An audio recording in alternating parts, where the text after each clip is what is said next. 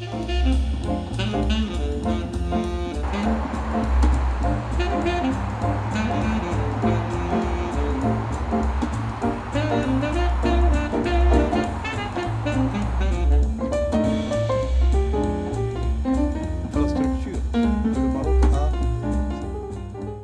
participez au nom de votre société au Forum African Rise.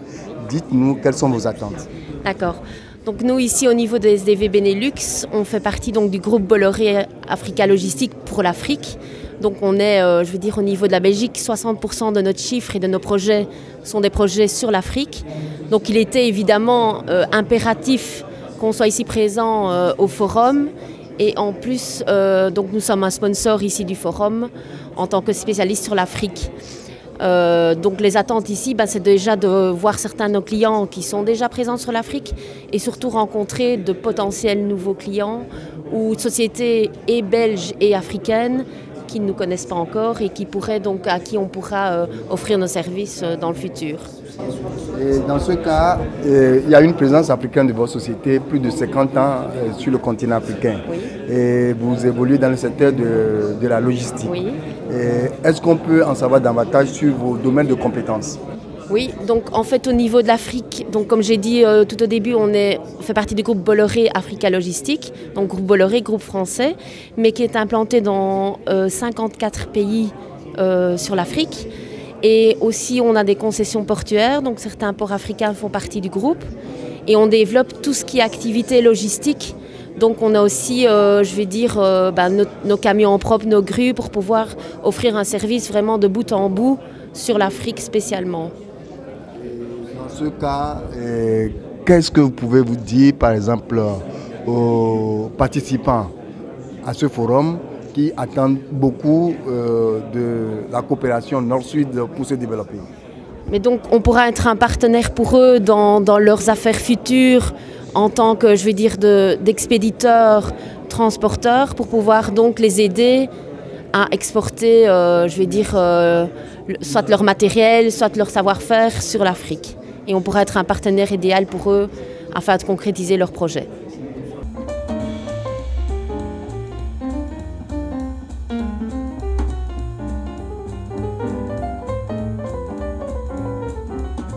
C'est le programme Tanger Métropole.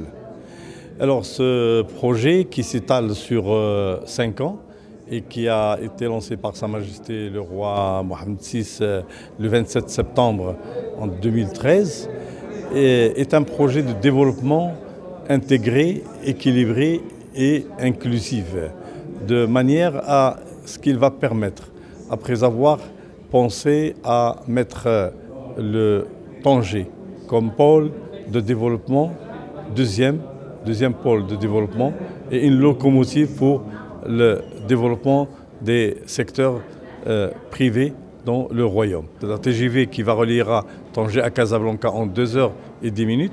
Après avoir pensé également à mettre des villes satellites comme la ville verte de Sharafat, après avoir mis une plateforme de 5000 hectares pour les industries, et notamment l'industrie automobile et aéronautique.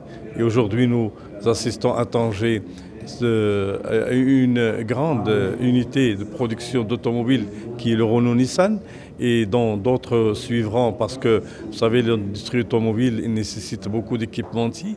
Donc, après avoir également pensé à la reconversion du port Tanger-Ville, qui est un port dédié au secteur du tourisme, de marina, de croisière, de pêche maritime, donc de l'intégration du port dans la ville.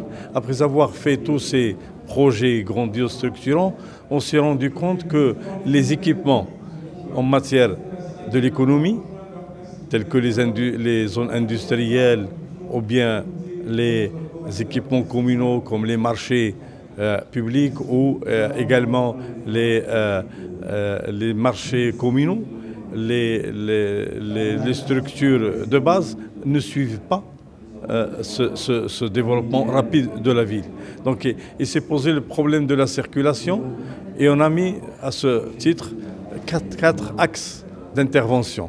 Sur l'économique, pour justement encourager les secteurs privés, les investisseurs à travers la création de centres d'entreprise, création de nouvelles zones d'activité, amélioration de zones industrielles existantes. Et sur le niveau environnemental, on a pensé à mettre des villes qui respectent l'environnement, à dépolluer le littoral de la Méditerranée et de l'Atlantique, à soutenir les programmes en matière des inondations, à implanter, et bien sûr le Maroc aujourd'hui il est engagé, comme vous le savez, dans le développement durable, à multiplier les espaces verts, mais également il y a une population qui chaque fois croît, et la ville elle est aujourd'hui une destination pour plusieurs personnes du Maroc et du monde entier qui viennent pour y vivre, pour travailler, pour investir, pour plusieurs raisons. Donc il faut leur préparer le cadre de vie. Et du coup, nous avons un déficit en matière de l'éducation.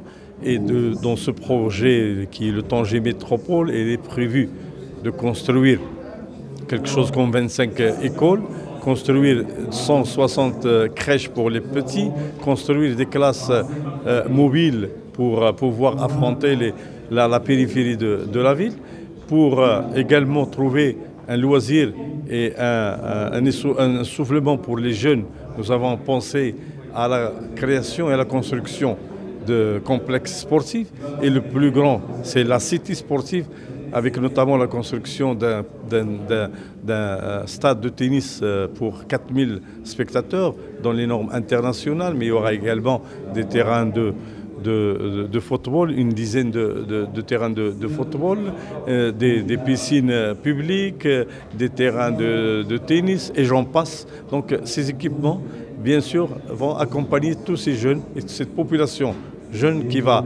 Il faut penser également au cadre de la vie, donc il faut l'urbain qui soit accompagnant pour les gens qui, après avoir fini leur travail, puissent trouver des jardins, puissent trouver des complexes sportifs, comme j'ai dit, des complexes ludiques, de sport, de loisirs, etc.